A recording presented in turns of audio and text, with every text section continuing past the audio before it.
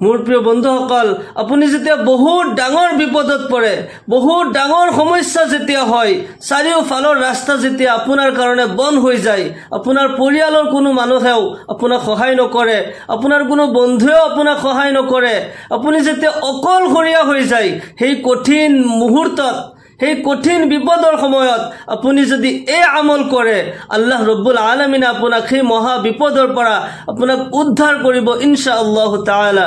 মোৰ প্ৰিয় বন্ধুসকল, আল্লাহৰ ৰাসূল জনাব মুহাম্মদুৰ ৰাসূলুল্লাহ সাল্লাল্লাহু আলাইহি ওয়াসাল্লাম ইৰশাদ কৰে, সহিহ মুসলিম হাদিস নম্বৰ 6949, হযৰতে আব্দুল্লাহ ইবনে উমৰ ৰাদিয়াল্লাহু তাআলা আনহুৰ পৰা বর্ণিত, عن عبد الله بن عمر رضي الله عنهما عن رسول الله صلى الله عليه وسلم أنه قال بينما 3 نفر يتمشون أخذهم المطر فأووا إلى غار في جبل فانحطت على فم غارهم صخرة من الجبل فقال بعضهم لبعض انظروا أعمالا عملتموها صالحة لله فادعوا الله تعالى بها لعل الله يفرجها عنكم।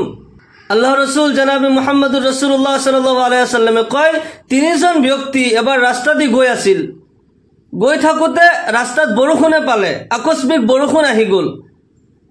এই তিনিজন ব্যক্তি বৰষুণৰ পৰা বাচাৰ কাৰণে পাহাৰৰ গুহাত যাই আশ্ৰয় ল'লে, পাহাৰত এক গাঁতৰ ভিতৰত যাই সোমাই গ'ল।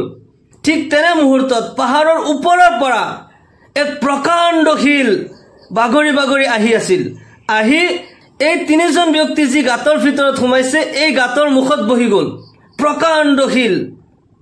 এওঁলোক যি গাঁতৰ ভিতৰত বহি আছে, আন্ধাৰ হৈ গ'ল। এওঁলোক এতিয়া ইয়াৰ পৰা ওলাব নোৱাৰে, মহা বিপদত পৰি গ'ল।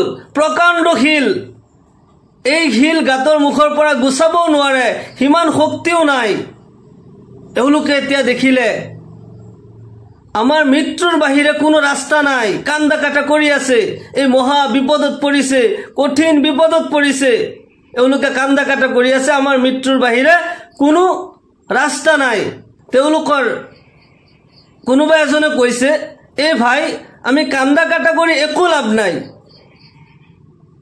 আমাৰ জীৱনত যদি কোনোদিন কিবা ভাল কাম কৰিছোঁ, কিবা নেক আমল কৰিছোঁ, আমি প্ৰত্যেকজনেই সেই নেক আমলৰ উচিল্লা লৈ আল্লাহৰ ওচৰত দোৱা কৰোঁ, হ'ব পাৰে আল্লাহ আমাক এই মহা বিপদৰ পৰা, এই মুচিবতৰ পৰা আমাক উদ্ধাৰ কৰে, হ'ব পাৰে এই প্ৰকাণ্ড শিল এই গাঁতৰ মুখৰ পৰা আঁতৰি যাব।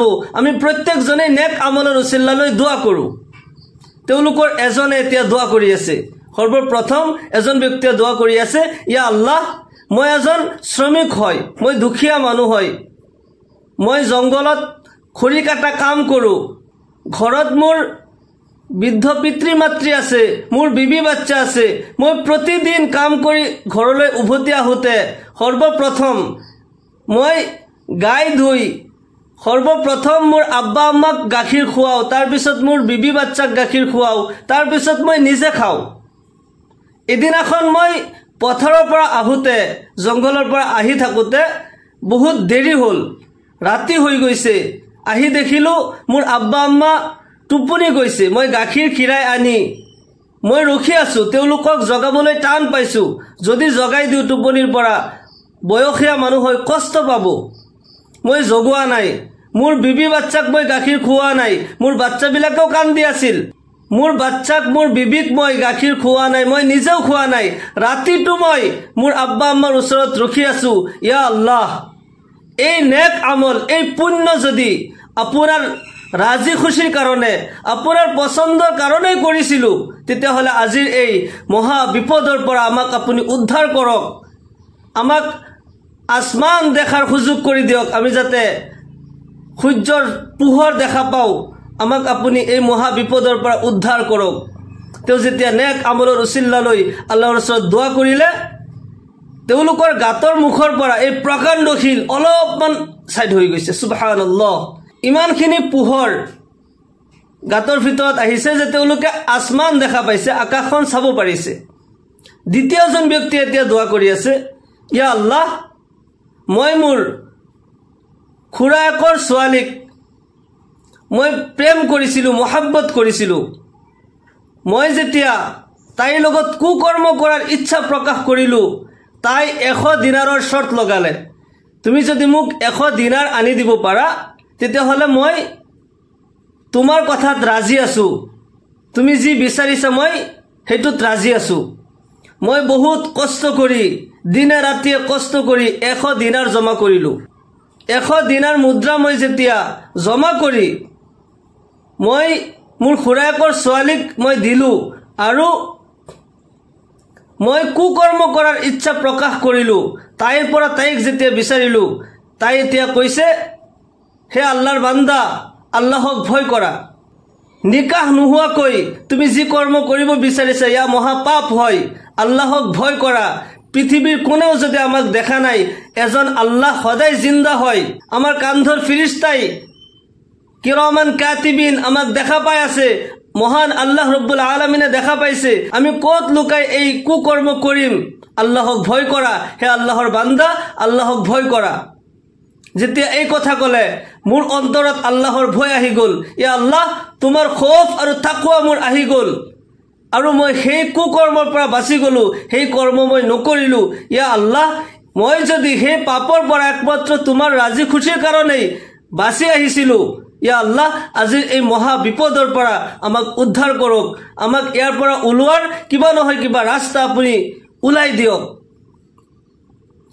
এইজন ব্যক্তিৰ দোয়া কৰাৰ পিছত সেই প্ৰকাণ্ড শিল আৰু অলপ আঁতৰি গল এতিয়া এওঁলোকে স্পষ্ট আকাশখন চাব পাৰিছে কিন্তু উলাব পৰা সুবিধা হোৱা নাই তৃতীয়জন ব্যক্তি এতিয়া দোয়া কৰি আছে ইয়া আল্লাহ মই বহুত ডাঙৰ সদাগৰ হয় মই ব্যৱসায়িক হয় মই বহুত ডাঙৰকে পথাৰত খেতি বাতি কৰো মই শ্ৰমিকসকলক কামত লগাও এদিনাখন এজন শ্ৰমিকে মই তাৰ মুজৰি দিওতে যেতিয়া তাৰ মূল্য দিও কৰ্মৰ মূল্য দিবলতে হি ইনকাৰ কৰিলে তাৰ প্ৰাপ্য খুৰাকিখিনি থৈ ই গুচি গল মই তাৰ খুৰাকিখিনি খৰচ কৰা নাছিলো ইয়া আল্লাহ তুমি জানা মই তাৰ সেই খুৰাকিখিনি দি সেইখিনি সম্পত্তি দি মই ব্যৱসায় কৰি আছিলো আৰু বহুত ডাঙৰকে ভেড়া ছাগলী গৰু এইবোৰৰ ফাৰ্ম হৈ গৈছিল বহুত দিনৰ পিছত সেইজন ব্যক্তি পুনৰাই আহি মোক কৈ আছে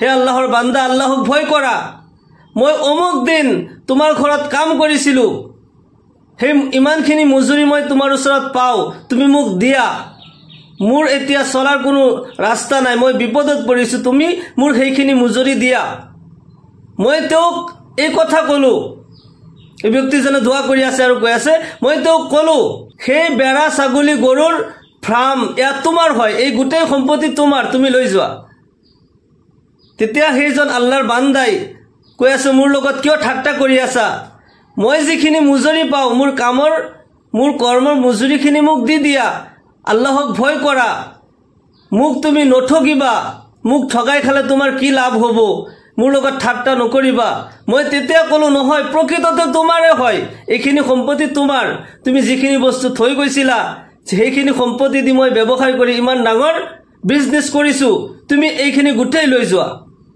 ইয়া আল্লাহ এই নেক আমল এই পুণ্য কাম যদি একমাত্ৰ তোমাৰ ৰাজি খুশিৰ কাৰণে কৰিছিলো ইয়া আল্লাহ আমাক এই মহা বিপদৰ পৰা তুমি উদ্ধাৰ কৰা আমাক ইয়াৰ পৰা উলোৱাৰ ৰাস্তা এটা তুমি ব্যৱস্থা কৰা এই তৃতীয়জন ব্যক্তিৰ দোৱাৰ পিছত এই শিল বাগৰি তেওঁলোকৰ গাতৰ মুখৰ পৰা আঁতৰি গল সুবহানাল্লাহ এওঁলোক তিনিওজন ওলাই আহিল মোৰ প্ৰিয় বন্ধুসকল মহা বিপদত যেতিয়া পৰে জীৱনত যদি কিবা নেক আমল কৰিছে কিবা ভাল কাম কৰিছে প্ৰতিজন ব্যক্তি আমি জানোই আমি প্ৰতিজন ব্যক্তি নিজৰ কৰ্মৰখিনিৰ বিষয়ে বেলেগ কোনো নাজানিলে আমি নিজে জানো মই কি ভাল কাম কৰিছো কি বেয়া কাম কৰিছো যেতিয়া মহা বিপদত পৰো আল্লাহৰ নবী সাল্লাল্লাহু আলাইহি ওয়াসাল্লামে এই ঘটনাৰ দ্বাৰা আমাক এই কথা বুজাব বিচাৰিছে জীৱনত নেক আমল কৰা হেয়া তোমাৰ বিপদৰ সময়ত কামত আহিব ভাল কাম কৰা হেয়া বিপদৰ সময়ত কামত আহিব দুনিয়াতো কামত আহিব আখিৰাততো কামত আহিব এওঁলোক তিনিওজনে দোয়া কৰি আল্লাহৰ ওচৰত যেতিয়া দোয়া কৰিলে আল্লাহ এই মহা বিপদৰ পৰা কঠিন মুহূৰ্তত সহায় কৰিলে তাৰ পৰা উদ্ধাৰ হোৱাৰ ৰাস্তা উলাই দিলে আমি প্ৰত্যেকজন ব্যক্তি আমি গম পাও আমি কি ভাল কাম কৰিছো কি বেয়া কাম কৰিছো যেতিয়া বিপদত পৰো জীৱনত কৰা ভাল কাম অনুসৰণ কৰি আল্লাহৰ ওচৰত সেই কামৰ উচিল্লালৈ যদি দোৱা কৰোঁ আল্লাহ নিশ্চয় আমাক সেই মহা বিপদৰ পৰা উদ্ধাৰ কৰিব। জীৱনত যিমান বেছি পাৰোঁ নেক আমল কৰিব লাগে, সেয়া দুনিয়াতো কামত আহিব, আখিৰাততো কামত আহিব। কেতিয়াবা কেতিয়াবা পাপৰ পৰা বাচি যোৱাটো সৱাব হয়। পাপ কাম নকৰি যদি তাৰ পৰা বাচি যাওঁ সেয়াই পুণ্য হয়। সুবিধা পালেই যদি পাপ কৰোঁ সেই পাপৰ সাজা দুনিয়াতো আছে, আখিৰাততো আছে। আৰু যদি নেক আমল কৰোঁ ইয়াৰ ফায়দা দুনিয়াতো আছে, আখিৰাততো আছে। সেইকাৰণে আমি জীৱনত যদি কিবা ডাঙৰ বিপদত পৰোঁ নেক আমলসমূহৰ উচিল্লালৈ আল্লাহৰ ওচৰত দোৱা কৰিলে আল্লাহ তাআলাই সেই দোৱা কবুল কৰে আৰু সেই বিপদৰ সময়ত সহায় কৰে। মোৰ প্ৰিয় বন্ধুসকল, আমি যিমান পাৰোঁ জীৱনত বেছি বেছিকৈ নেক আমল কৰিব লাগে। আৰু বেছি বেছিকৈ বিপদত পৰিলে 1 নম্বৰটো হৈছে যে আপুনি নেক আমল পুণ্য কামৰ উচিল্লালৈ আল্লাহৰ ওচৰত দোৱা কৰিব। 2 নম্বৰ হৈছে বেছি বেছি লা হাওলা ওয়ালা কুওয়াতা ইল্লা বিল্লাহ পঢ়ি থাকিব লাগে। আল্লাহ তাআলাই নিশ্চয় বিপদৰ পৰা উদ্ধাৰ কৰিব। আল্লাহ ৰব্বুল আলামিন আমাক সকলোকে দুনিয়া ও আখিৰাতত কামিয়াবি দান কৰক। আমিন। ওয়া আখিৰু দাৱানা আনিল হামদুলিল্লাহি ৰব্বিল আলামিন। আসসালামু আলাইকুম।